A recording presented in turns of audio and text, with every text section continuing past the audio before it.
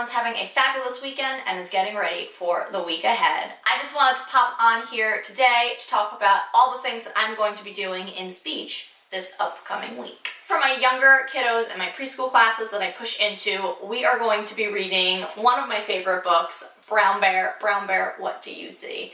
And I love this story, especially at the beginning of the year for these younger guys, because it's really easy to read, it's easy to remember. There's one picture on every page so they're not getting distracted. We're targeting yes, no questions, WH questions. We're targeting sequencing, and then we're also working on identifying objects, pictures, animals, etc. Also, my hair is stuck. So, one of my favorite books, like I said, I love the illustrations. They're bright, they're colorful, they catch the kids' attention, and everybody just really wants to be part of the story. So, with that being said, I'm pushing in and reading this book with my little preschool kiddos, and then we're going to be making a really fun craftivity, because if you know me, you know I'm all about make and take activities as much as possible in speech, because I love having kids be able to take something home to show what they've done. And this is the perfect one. Get ready. I know you're excited. I'm excited. We are going to be making a story retail hat with a bear on the front. I know that you are jealous that you're not making one of these, but behold, you can use one in your therapy sessions or in your classroom if you really want to, and you can make one of your very own. So essentially what it is just a headband, and then all around the headband are the pictures from the story that we are going to put in order that we see them in the book. And I cannot for the life of me remember where I got these pictures from, but I will link it down below because it is hands down the best photos. I use them for all of my sequencing activities that I do with Brown Bear in years past, with the rest of my kiddos, as you will see in a second. They're perfect, they're small but not too small, and they're just really like a good line drawing, and the kids can color them, so I like that. The kids are also going to be working on following directions because they are going to assemble their very own bear head. They will have googly eyes. I just didn't want to waste them on my demo model, so he doesn't have googly eyes, but theirs will look a lot cooler because the eyes will move, and they'll also get to draw his face on. So this is just an exciting thing, gets them motivated, gets them into the story.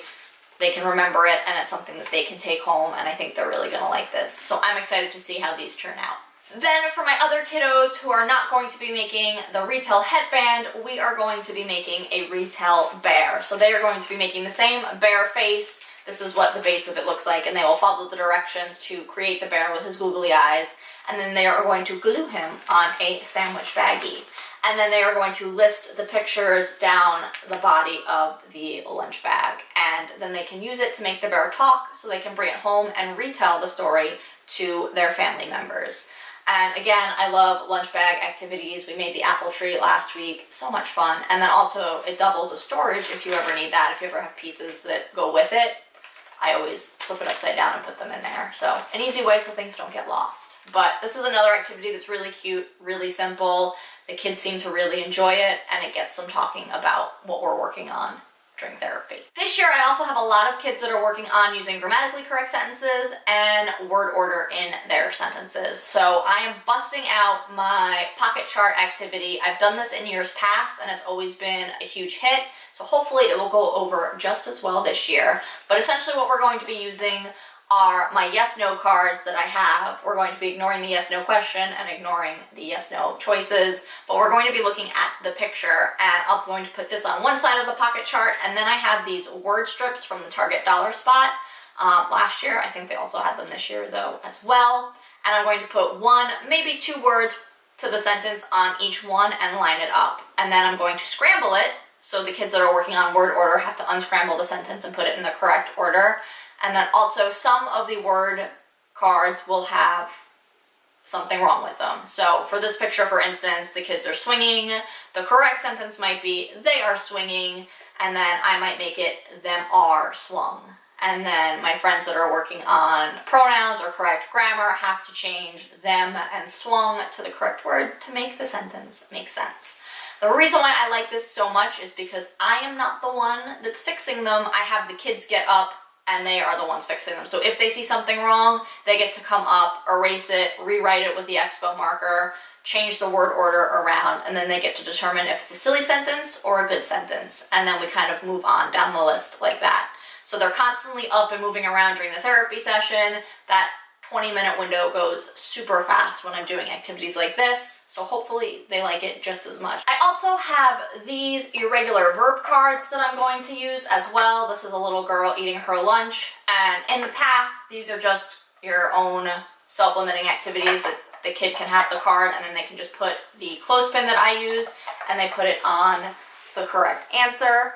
But I'm going to just use it again for the picture, make up a sentence about the picture, and have the kids work on whether or not it's a silly sentence, a good sentence, what they have to fix, if they have to fix anything, and we'll take it from there.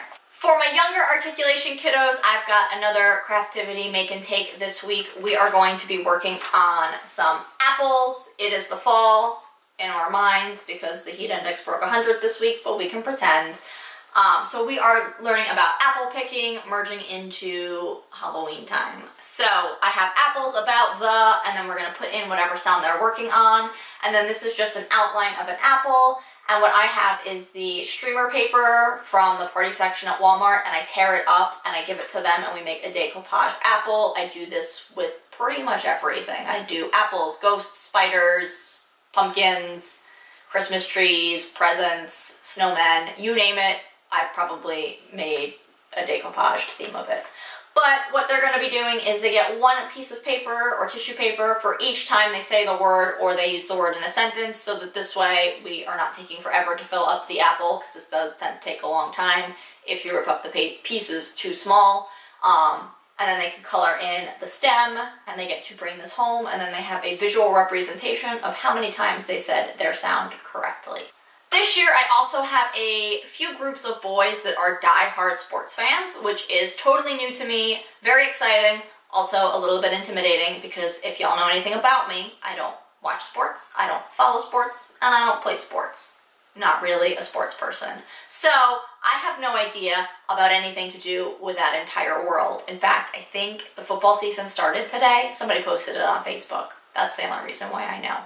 But I took that idea and ran with it, and we are going to be making articulation footballs. So what I have is just this football template, and we are going to write our articulation words on here, say them in some sentences, and then they can kind of draw in the football and kind of decorate it however they want to, and then they can take this home. What I'm hoping is that this will segue into an activity next week that I really want to do with specifically these 2 or 3 groups that's football related, because I think they're really gonna like it. I just have to make sure that I can get all of the pieces together in time. But really excited to see how these turn out, because this is honestly the first time that I've done sports themed anything ever. So we will see. I will keep you updated on whether or not this is a fly or a fail. Last but not least, it's not an activity, but it's something to help me during my therapy sessions, and I got a lot of awesome feedback from it on Instagram when I posted it earlier this week. They are my social skills and pragmatics rubrics, because I have a ton of kiddos with social skills or pragmatic goals this year, and y'all, I bet you feel me on this, it's tough to take data on them. I have so many kids that will initiate and or reciprocate greetings with adults 3 out of 5 times a session. I don't know about you, but I greet them once at the beginning and then I say goodbye at the end. And it's kind of weird to just greet them in the middle. I do usually kind of throw it into an activity that we're doing. So if we're playing restaurant or something and we're making up a social scenario, I'll be the waitress and I can greet them then and kind of get data. But sometimes that's really hard to like keep switching it up every single time. And that's not always an appropriate way to get them. So I love these rubrics. I have them in colored versions and then also Color Saver black and white. But the colored version looks pretty, like a rainbow.